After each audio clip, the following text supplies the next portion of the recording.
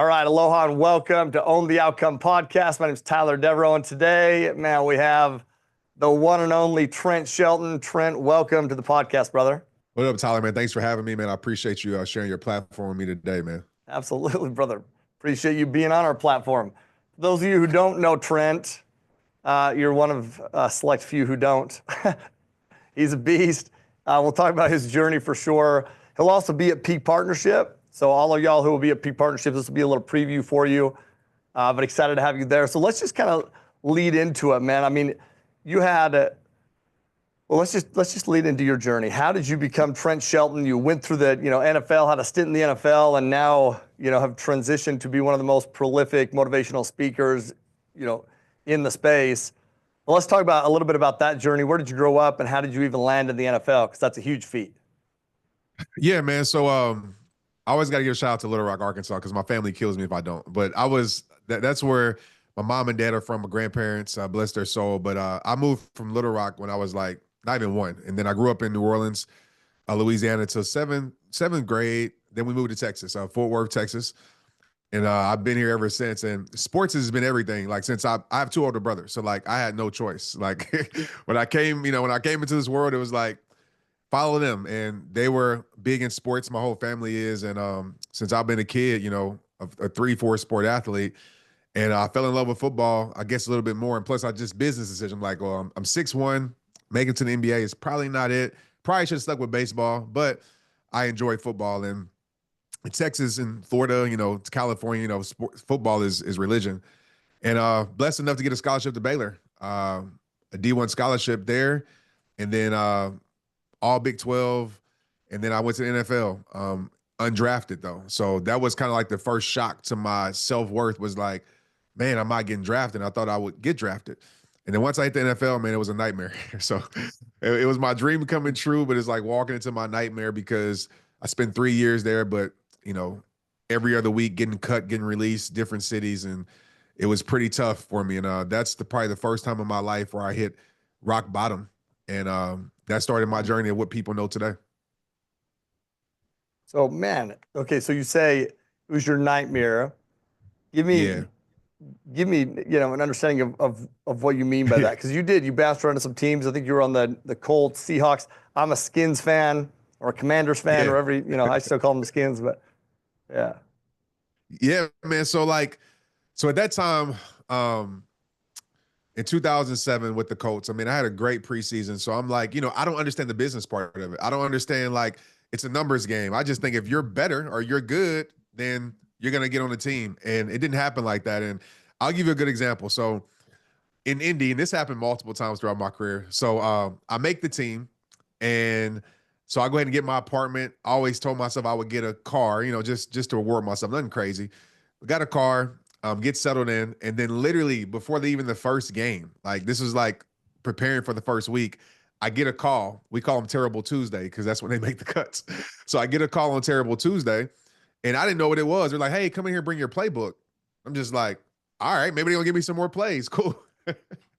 So naive at that time. And so I go in there with my playbook, and they sit me down. They give you the same spiel. You probably see in the Hard Knocks. Like, we love you, you're great, but we got to make another choice. It's a numbers game.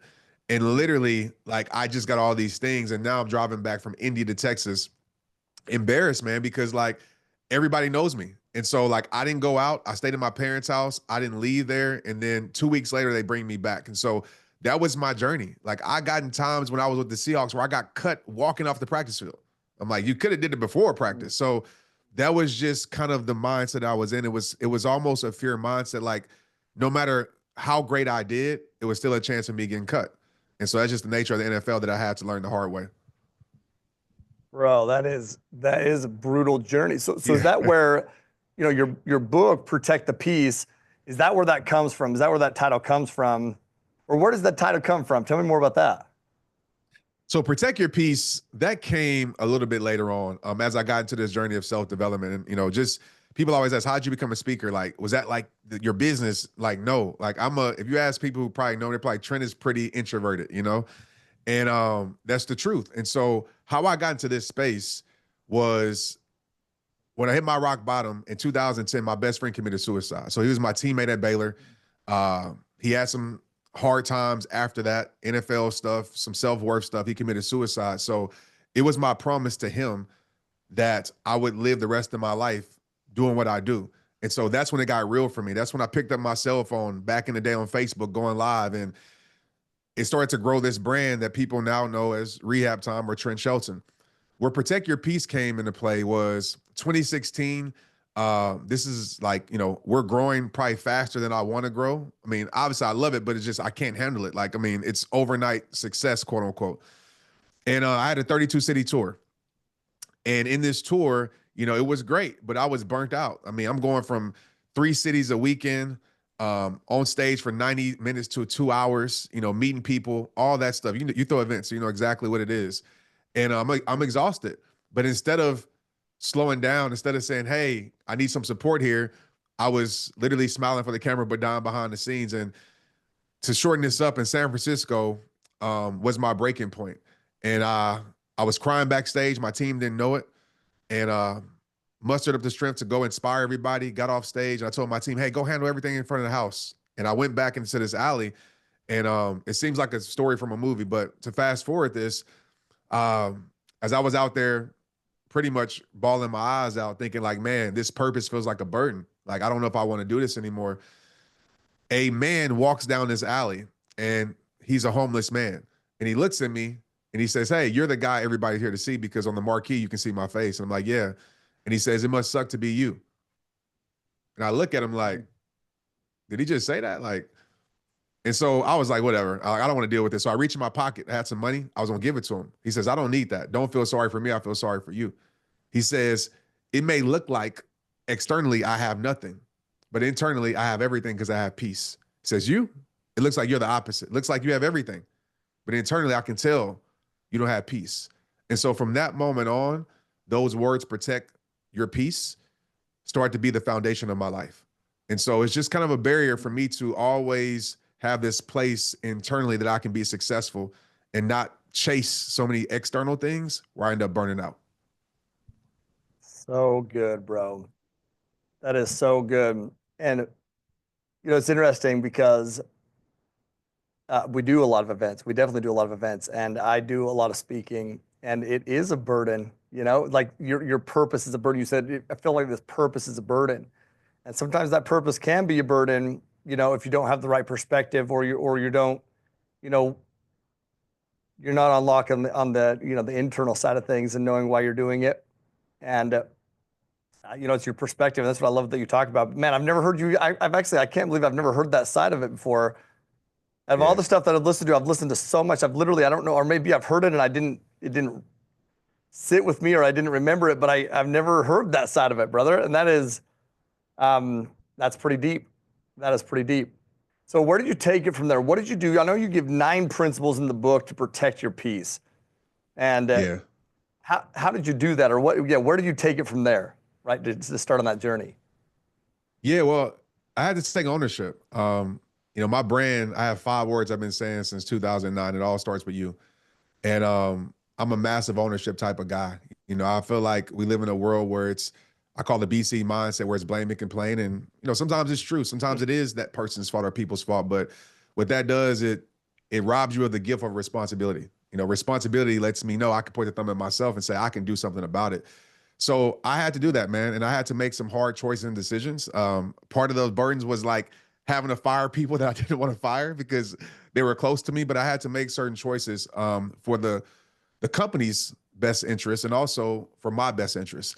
And I started to do those things, started to make decisions. And I came up with 3 pretty much foundational principles of protect your peace. So it's protect your mind, it's protect your energy, protect your mind, and protect your soul. And within those, we break that down to 3 different areas in each one. But my main one that I told people that really helped change my life was setting boundaries. And we hear that word boundary, people think it's like, it's a wall, like, oh, you're keeping things out your life. And it's really never that unless it has to be. I like to think of boundaries as bridges. And I always ask myself, if a boundary is a bridge, okay, what do I need in my life by setting this boundary? And so I had to set some boundaries internally with myself. I had to stop doing certain things that wasn't serving my life or wasn't helping me mentally. And then externally, I had to start making boundaries. And moving things around and spending less time in environments and with people. And that was very hard. But once I started setting those boundaries, I started to receive just more clarity, more peace in my life. And it gave me the freedom of even creativity because, Tyler, for so long, I was being pulled so much, right? I was a slave to request so much. And that comes with it at times when you're a CEO, you're the leader. But I had to be like, man, I need to have some time for myself. So I have this in the book. I talk about it. It's a running joke because people, even to this day, that read the book and know, they're like, I can't believe I got a hold of you before 12 p.m. So it's a thing I call the 12 p.m. theory. And so before 12 p.m., it's very, very hard to reach me. And I always tell people I'm available to three things: emergencies, my family, and my purpose. And if it's not that, unless it's just some, thing I have to do, that time is for me.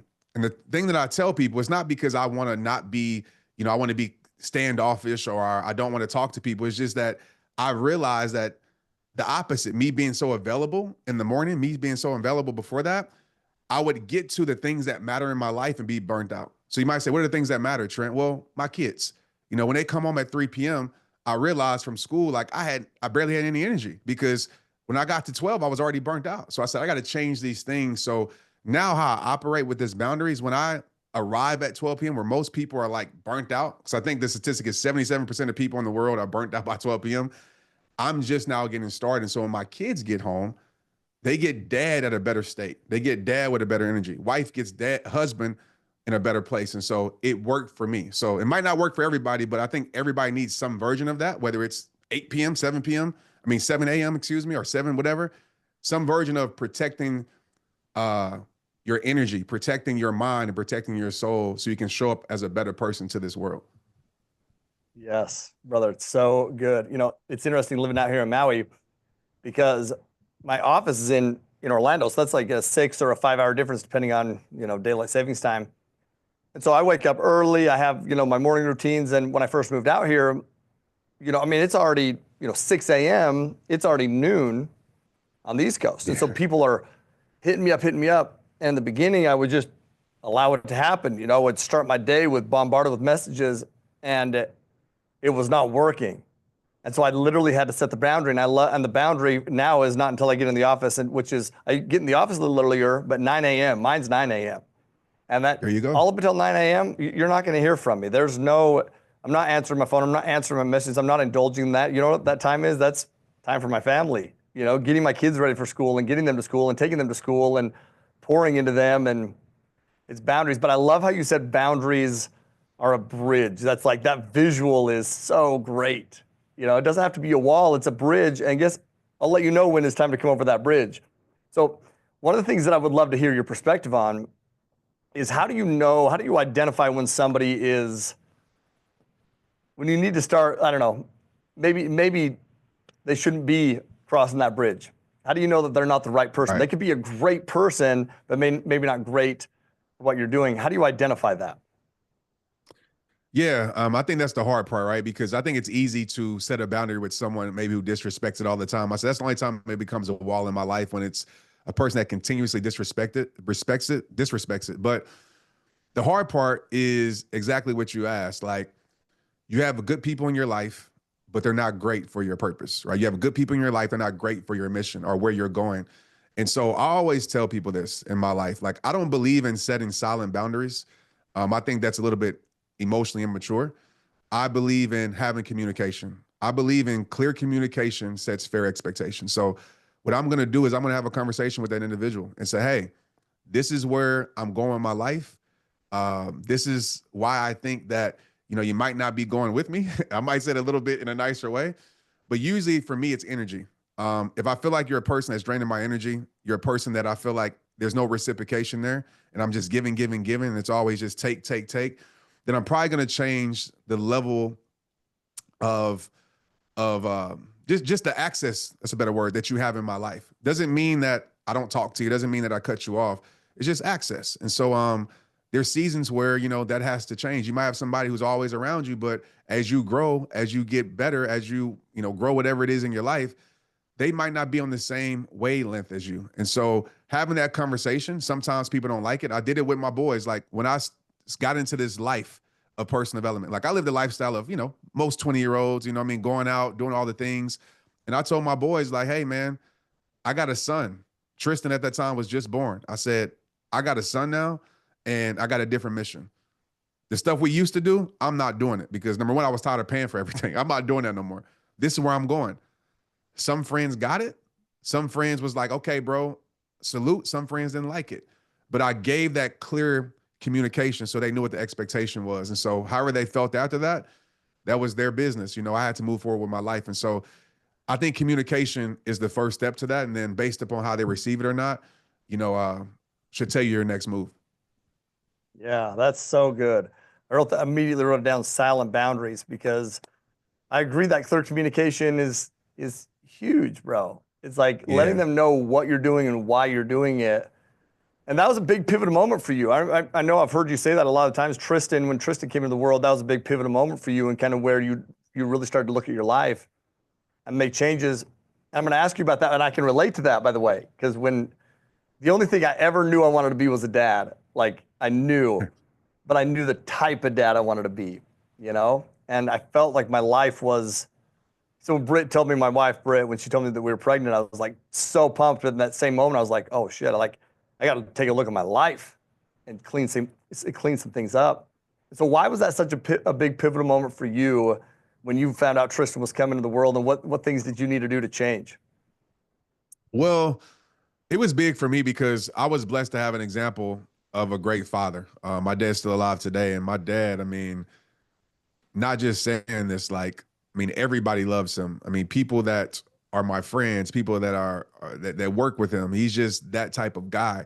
And so I've always had his support. Whatever game I had since I was little, I don't remember a time where my dad wasn't there, So it was expectations set. And so I was like, man, at that time, me and Maria, we weren't together, just to be honest with you. I was still playing football and figuring it out, but I made a decision to be a present father, no matter what, no matter the circumstances. And so I'm going to say this publicly, and it might get a little backflap, whatever, but I just don't ever understand how people, and I do, let me say I don't understand.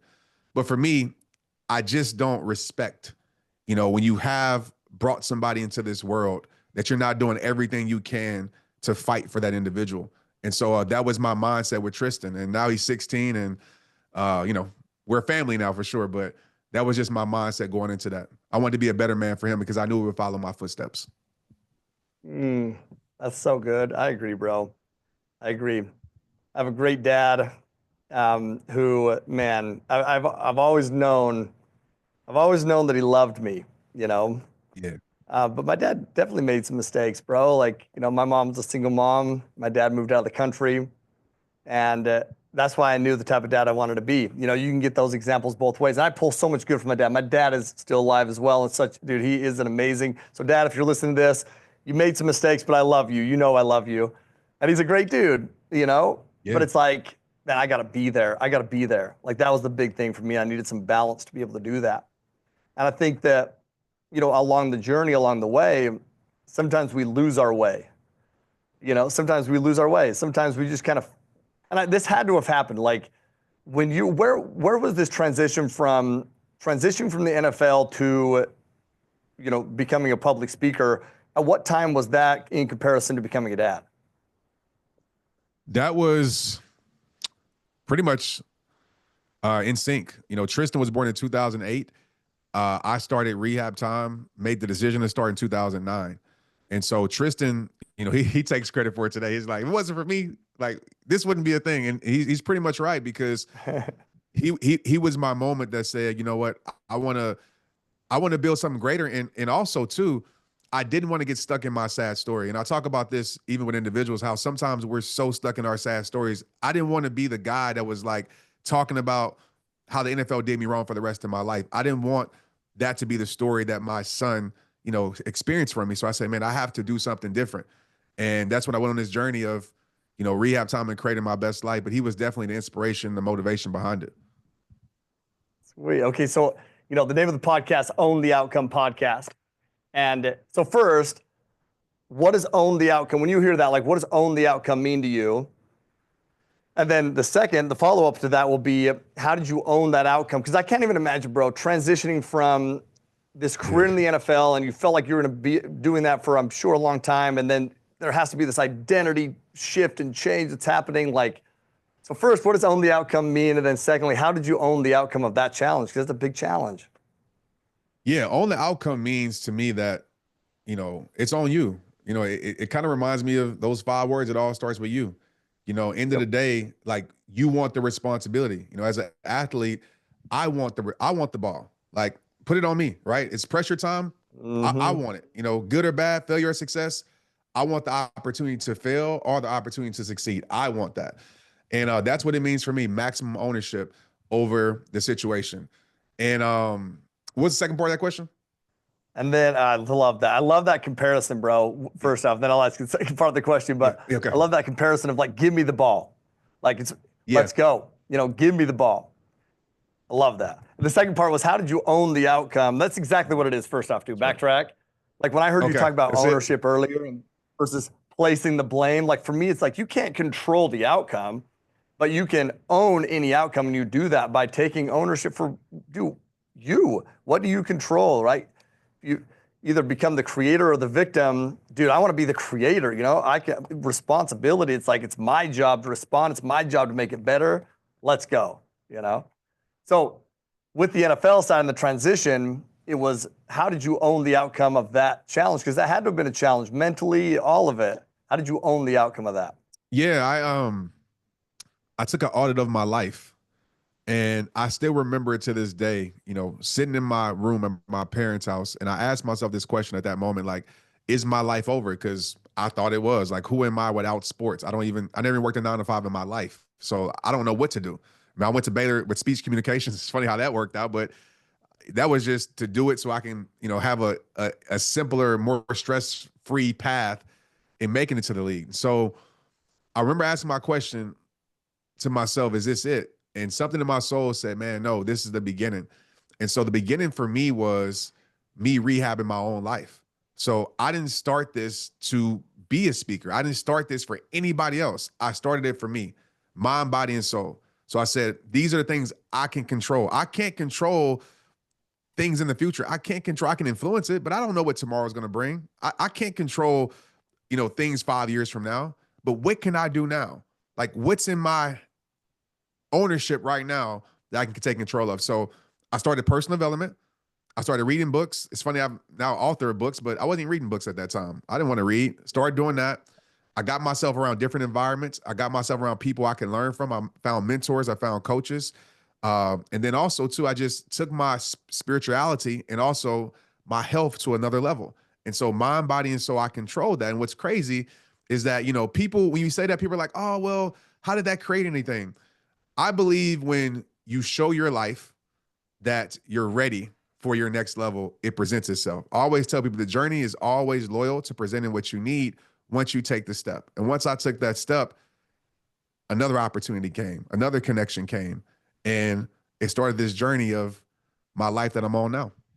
It's good. You can see me like taking notes. Yeah. You took an audit of your life because I believe the success leaves clues, dude. And took an audit of your life. You realized, that's not the end; it's the beginning. Which, what a beautiful realization to come to. Like that's beautiful. Yeah. And then, what can I control? It's one of my favorite questions. Like, what can I control right now? Right? What can I control right now? And then, is your mind, body, soul. That's what you honed in on. And so I just believe there's a framework to success. And that's a beautiful framework of looking internally and then going one step at a time. Because, you know who Inky Johnson is? I don't know if you've met Ink before, but Yeah. I'm sure you know who he is. Yeah. I love Ink. He just Ink's one of spoke my at my dudes. event. Oh, cool. Bro, Yep. I love this dude. Like, he's spoken at Peak as well, and I got to know Ink pretty good. And, Inky's similar, like his journey, he's pretty introverted, but he Yep. had this journey where all of a sudden he's coming out on stage. He wasn't planning on being a speaker. You weren't planning on being a speaker, but it was a way for you to own your outcome, And it's amazing the sense of responsibility that comes when it's your job to share a message of hope to people.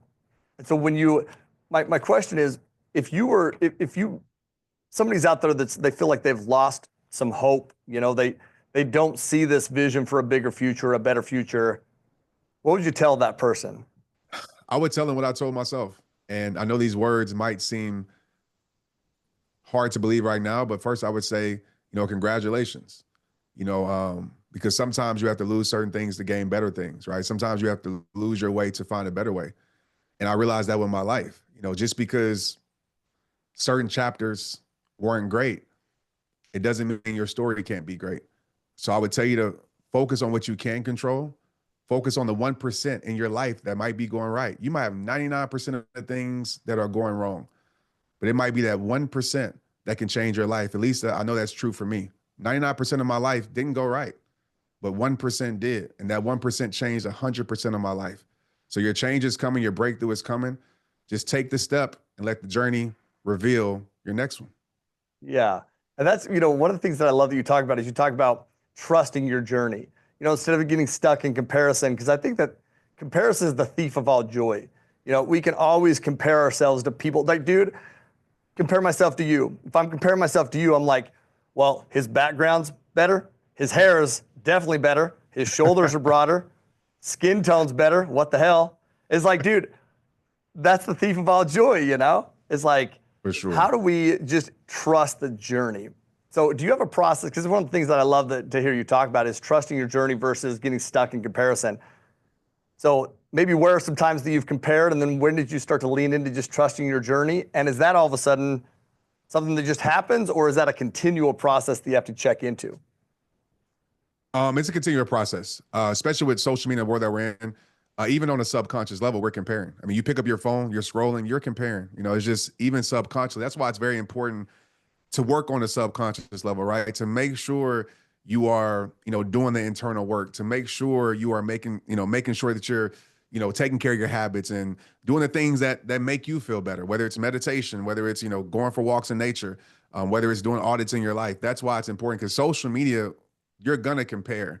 And I've had that where I pick up my phone and like, oh man, I'm not doing this or I'm not doing that. And every time that I started to run a race that I wasn't meant to run, I burnt out. Every single time. It reminds me of track, right? When you try to keep up with somebody else's pace, you will burn out. Your pace is your pace. And so when you enroll in your race of life, in your race of business, in your race of whatever it is you're going to do, a content creator, or even an athlete, you can't put your finish line, you can't let somebody else's finish line influence yours. So I was telling my son this recently, like, he's a big time player in Texas. I mean, just got his first offer as a freshman, but there's other guys out there that have 9, 10 offers. So he can look at them and be like, man, like, what am I doing wrong? And I said, man, this is your journey, right? That's their journey. That's their race. So focus on what you can control. And then you'll end up at your finish line, whatever that is, whether it's high school, college, pros, wherever your finish line is, it's for your life. You have to trust that. And so that just comes with life, man. I know me being a 40-year-old, I've learned that over time, me making the wrong comparisons and things like that. But I realized when I just focus on mine and enjoy my life and don't put some type of destination on my life neither. I don't, and this might be crazy to say, but I don't believe in really destinations, because the destination always moves. I don't have destination addiction. Like I got to do this. It's more so, what can I control in this moment and enjoy this journey? And that's allowed me to focus on my race instead of worrying about somebody else's. I like that, man. So how do you do that? Because I would say that I find myself, addicted to some outcomes. Yeah. Because I'm big on, what do you want and what is this life like? I'm creating this vision and this purpose. But I agree with what you just said. It does change. It just does change. It does improve. It gets bigger. So how do you, when you look at creating a compelling future, and then staying focused on where you're at right now, what's that process look like for you? I know it's a broad question. It's a very broad question, but. Yeah. So I want to say this too with outcomes, right? It's like, I always say it's the meaning you give to the outcomes that often matter, right? And that can either trigger like some anxiety or trigger just even peace. It's always the meanings you give things, right? We're not in control of a lot of things. Of course, we can influence it, but we can do everything right. And do everything right, and then it still doesn't go right. And what I've learned is I have to trust, right? I have to trust that what's for me, it's for me. And that doesn't mean that we don't work. It doesn't mean that we're lazy. We just sit back and just think we can attract everything. But it means that, okay, if this didn't work out, I trust that something else is going to work out. And that's really helped my life, and it's really helped my journey, and it's really helped me stay focused on the mission at hand. Because people ask me this, Tyler, all the time. I'm sure you get this too. It's like, you know, where do you want to be 10 years from now? And I used to like try to come up with like some type of vision that I had. And of course, I want to be alive. I want to be healthy. There's things that for sure I have, like forecasting for sure. But it's like, if you would have asked me 10 years ago, would I be here?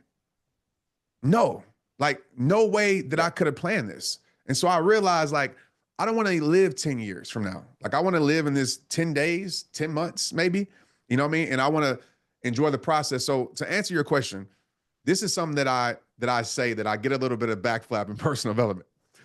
But I always say, I don't believe in goals. People look at me crazy. And I want to break this down. Do I believe in goal setting? Yes, right? Foundationally, yes. But what I realized in life, Tyler, that goals are something that you reach. Standards are something that you live by. So I tell people, I don't really set goals necessarily. Like, of course, we have marks that we want to hit. Cool. But I break down the goal and I say, okay, who do I have to be in order to achieve this consistently? Right? What's the standard of this goal? What's the lifestyle? And so I'm in the lifestyles, not in the movements. I'm in the lifestyles. I'm in the standards. And so I want to live by this. And what I've realized that when I just live the standard, when I just live, you know, the lifestyle of it, when I break it down and say, I'm going to be this person because this is what the goal demands me to become, I blow those goals out the water every single time. And I realized like, man, I set a goal anyway that was limited. And so that's really helped my life be able to stay consistent with elevating and achieving and doing more than I thought I could do. That's good, dude. That's good. The standard, you know, we actually just did a meeting right before this with my company, and I talked about, you know, we have our values and but I have standards. We create standards. And Yeah. I love that because it's you know, I believe that every outcome is the necessary outcome. You know, I'm very spiritual, and I just have my biggest strength, I believe, is I have faith. I have faith that in a higher power, God, and that I believe God's my father, and I believe, you know, as a father, dude, becoming a dad has completely changed my relationship with God because I'm pretty hard on myself. I'm an achiever, like I'm hard on myself, but I look at my kids, you know, Paxton, Marley, my little kids, and it's like, dude, I want everything for them. Like when they make a mistake, it's like, I'm not, you know what, when I'm the most proud? When they make a mistake and then they learn from it. It's like, oh my gosh, I'm not angry. It's like, I'm the most proud, you know? It's like, I just believe God wants everything for me. And it's my job to just recognize and improve along the way. But I also believe that every outcome is the necessary outcome. And that belief in and of itself helps me enjoy the journey to whatever destination, you know, I'm headed towards. So I think it's a big deal. So my question would be along those lines is, what are those standards, or maybe even look at standards, you can share them, or your routines? Like, because I know that I have routines that I default back to. Like if I'm doing these things, if my life gets out of order, it's usually because of something that I stopped doing. So are there these things that keep you rooted, or standards or values, whatever, you know, you would like to talk about there, that keep you grounded and rooted on the, you know, the journey that you're on? Yeah. So for me, I live and talk about this and protect your peace. It's called, you know, live in fulfillment. I like to call it the art of fulfillment. And so fulfillment to me is success. You know, the things that fulfill me. It isn't necessarily like social media numbers or anything like that. Like that's cool stuff for sure, but it's just fulfillment. And so I'm always going to have my non-negotiables wrapped around that. And so I'm a man of faith too. So prayer life, I'm meditating. I love nature. You know, I know you're out in Hawaii, so I'm sure you love nature too. So I love nature. I love hiking. Like that's my go-to. Like I'm a nature head. So I'm always out there in the trails, and that's a non-negotiable. And then I'm always honoring my creativity. So every single day I'm in here creating something, you know what I mean? Whether it be something that I'd use for the world, something that's just for me, but I'm always honoring my creativity. And then I'm always putting myself in positions to grow.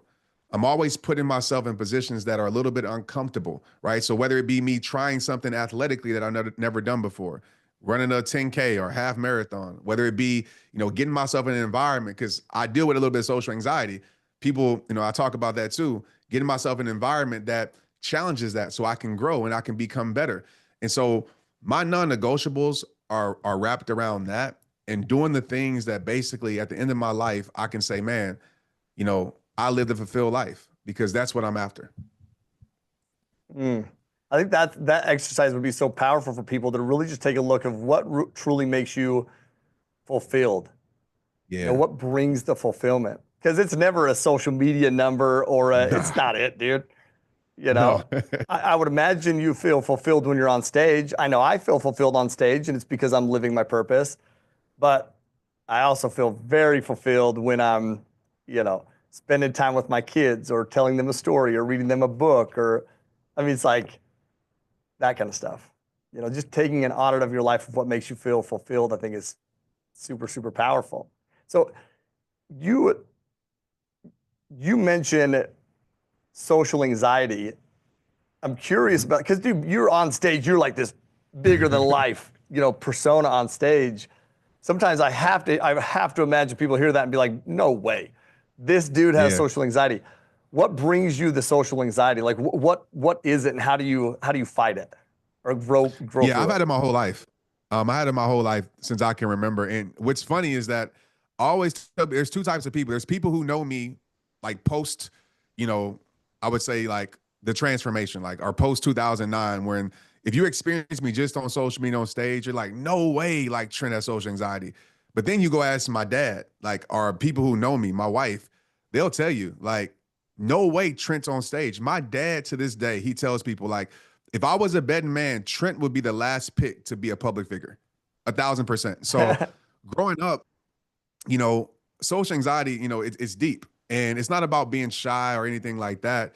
But, sometimes it's not feeling like you belong. Like there's times in my life where I'll get in a crowded room and still feel alone. Like nothing's wrong. It's just, it's part of me. So what I had to do is work through it like anything else. I had to face it. What you don't face, you will never fix. You can never win your war by running from your battle. So I decided to run towards it. And it's scary. Every stage I get on, even at your event, you're probably going to see me backstage somewhere with some headphones on. Not that I'm trying to be antisocial, but I'm trying to get into this place of mission. And when I realized two things, number one, fear. Fear will never be strong enough when the mission is great enough. And I illustrate this by simply saying, if there is a freaking tiger outside right now, and I promise you, I love animals, but I stop at dogs pretty much. I'm not going to go pet a tiger. But if my daughter, Marley, or I think we have the same kids' name, so Marley and Maya, they're outside with a Hold on, your little tiger. girl's name is Marley? Like, yeah, it is. Yep. And I heard that. Yep. Marley. Bro, Yep. That's my youngest. amazing. And if they're out there, I'm going Keep to go going. Sorry, fight I the cut you off. tiger. Oh, you're fine. I'm going to go fight the tiger. Is the fear still there? Yes, but the mission is strong. So it's the same thing when it comes to this purpose. Like the mission is so strong for me because of what I promised my friend that killed himself, that I will go through any fear every single time. Of course, I have my strategies of like meditation and getting out of my head and into my heart, but the mission is so strong for rehab time and what I'm doing that I bring this side out of me, because I do have a athlete side that's like fearless for sure, but I have to work to bring that person out.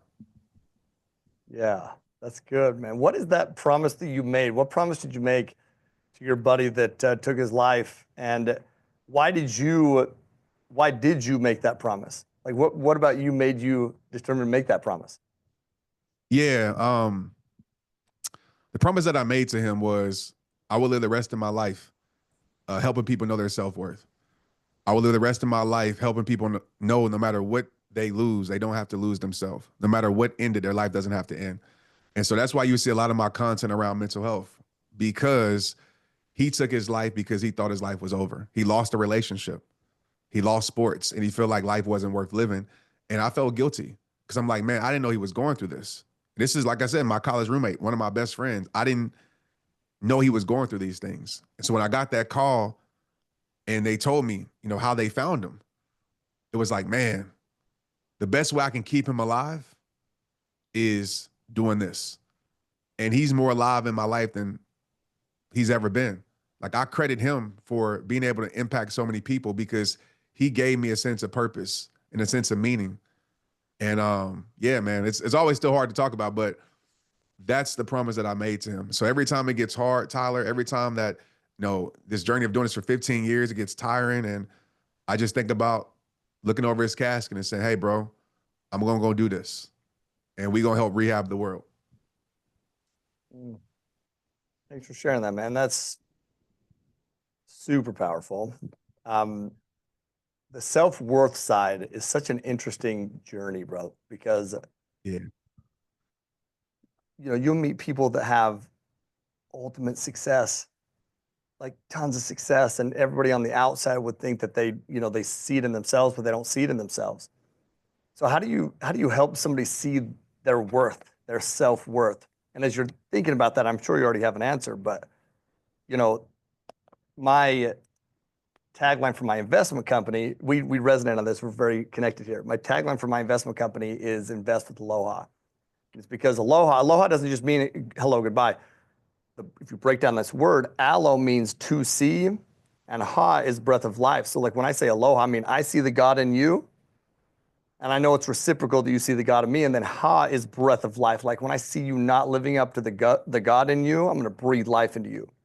So how does Trent Shelton, how do you breathe life into people, and how do you teach them to breathe life into themselves and see the greatness in themselves?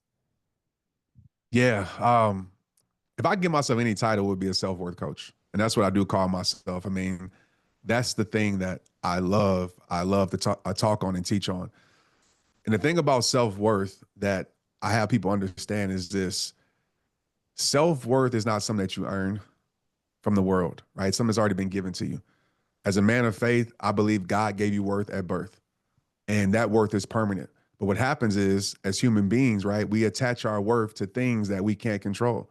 We attach our worth to how people feel about us, and then they control how they feel about us. We attach our worth to metrics that controls. And I like to explain this as almost like a puppet master, right? Pulling the strings on how you feel, right? And if you talk to people, most people's depression, anxiety, all these things, it doesn't come from within, right? It's not an intrinsic thing. It's something that externally it's connected to.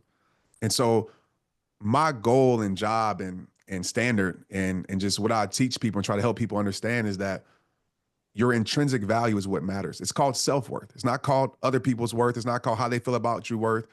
It's not called world worth. It's called self-worth.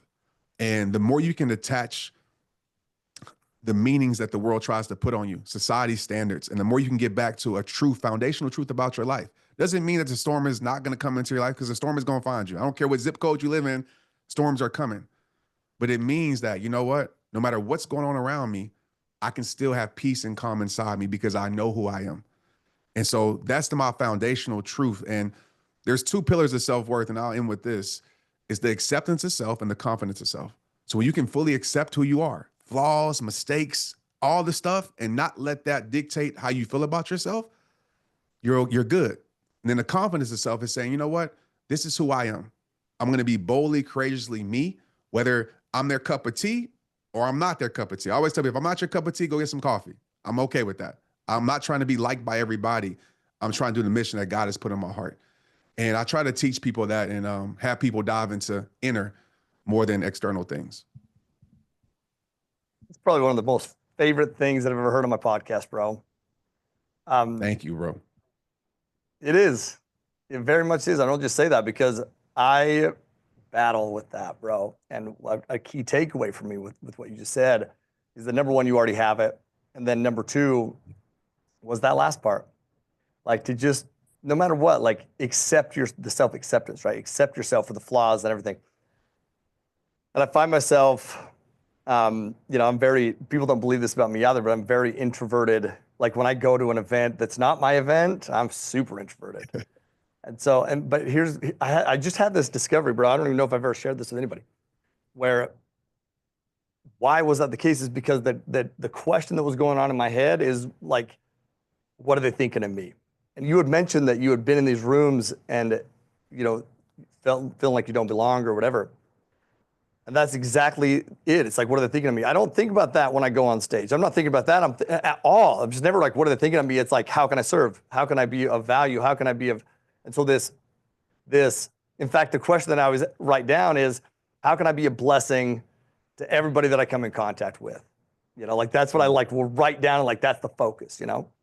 And so this better question that I've started to ask is, how can I share even more of the love and joy inside me? Anytime I start feeling this insecurity, anytime I start feeling this, like, you know, anxiety, you know, it's like, okay, how can I share even more of the love and joy that's inside? Which means, by the way, that I have love and joy inside me, and I do. And it's my job to share it, no matter what situation, no matter where I'm at, you know? And so I love that, bro. I'm so excited for people to hear that. I'm so excited for people to hear you at peak too, bro. Like, damn, this is just a taste, but so excited for people to hear you. Your message is powerful, brother. So thank you for owning it. Thank you for owning that. Thank you, man. You know, your journey. Yeah, for sure. Any last bit of advice? I want to be respectful of your time, but any last bit of advice or anything that you would want to give to somebody as we wrap this thing up? I think just to end on that, man, I mean, like you said, I think sometimes we put a unfair expectation on ourselves to be perfect, especially in the social media world where, you know, people can pick you apart. You know, you do one thing. And what I realize is that, you know, a lot of love is conditional, right? A lot of love is conditional in this world. A lot of support is conditional. So like when I'm being my best, it's a part of it. Like if I'm not giving you what you want from me, then you'll probably go somewhere else. And that's life. But don't allow conditional love, right, to make you no longer have unconditional love for yourself. And so if you have flaws, great. I tell people, if you're looking for an imperfect person, start with me. You know what I mean? I'm okay with that. Doesn't mean I make mistakes on purpose, but you're not here to be perfect. You're here to be purposeful. Life isn't about perfection. It's about progression. So keep progressing your life towards the greatest you. Love it, bro. That's a great way to end. Great way to end, which is right in line with a quote that I wrote down. Your quote is, "Don't stay stuck on people that have hurt you. You know, move on and let your future give you the better you deserve." And that is exactly it. Somebody doesn't follow you on social, somebody doesn't like what you're saying. It's like, be you. You know, go there. That's what it is. Just uniquely you, brother. Appreciate you so much, man. Thank you for being on here. Thank you for being you and owning your journey, and for sharing your journey, brother. I appreciate it a ton. We all do. And all y'all out there, first off, if you don't already follow Trent, follow Trent, grab his book. Protect the Peace is such a great book, such a great book. And then we'll see you at Peak Partnership. If you don't have your tickets, grab your tickets and live always with aloha. Peace.